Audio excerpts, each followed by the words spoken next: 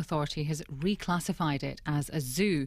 Cornwall County Council says the animals that live at Tortoise Garden in Sticker are wild, but the owner can't afford to buy the permit. She now needs to keep it open. We can speak to Joy Bloor, who runs the Tortoise Garden. Hello, Joy. Hello. Just explain, first of all, what is the difference between a sanctuary and a zoo?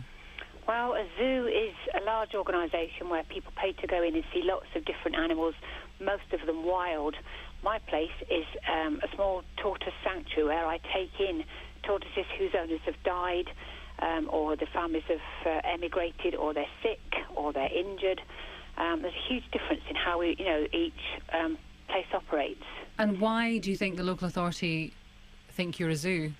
I believe an organisation who doesn't agree with keeping any animal in captivity made a complaint about me, and the council came along and reclassified the tortoises as wild animals, but for the past 10 years they've classified them as domestic pets.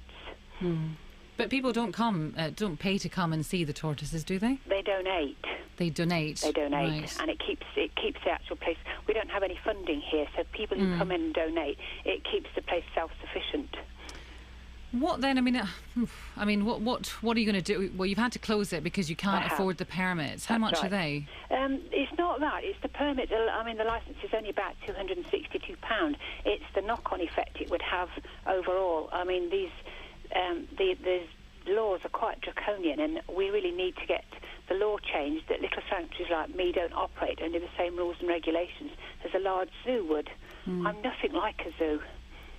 Why? I'm just wondering, the point about the tortoises being wild, what does that actually mean? Because that's what the local authority have said, haven't they? They've said that the tortoises in your sanctuary are wild.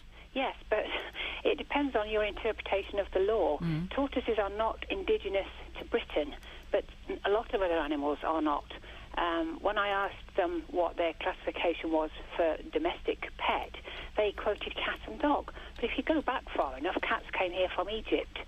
Some are feral, some are tamed. They reckon that tortoises, because they haven't been changed in any way by man, are still wild.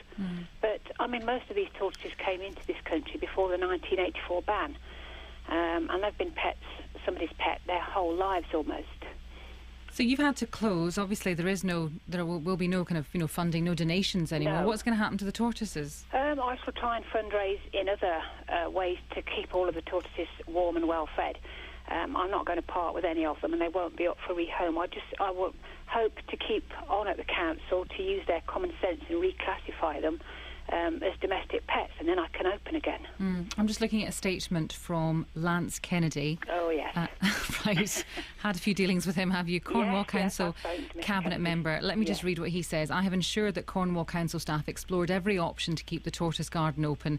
It has, however, proven impossible under current legislation to avoid registration as a zoo. I'm obliged, subject to change in relevant legislation, to consider the matter closed. Is there anything at all that you can do you think? Yes, because he's not quite telling the truth there. He can interpret the law as he sees fit, and for the past 10 years he's interpreted the law that my tortoises are domestic pets. Nothing in the law has changed in the past 10 years, so what is his reason for doing that? Right. OK, Joy, thank you. That is Joy Bloor, who runs the Tortoise Garden. I'm sure Kennedy, of course, would say that he is telling the truth.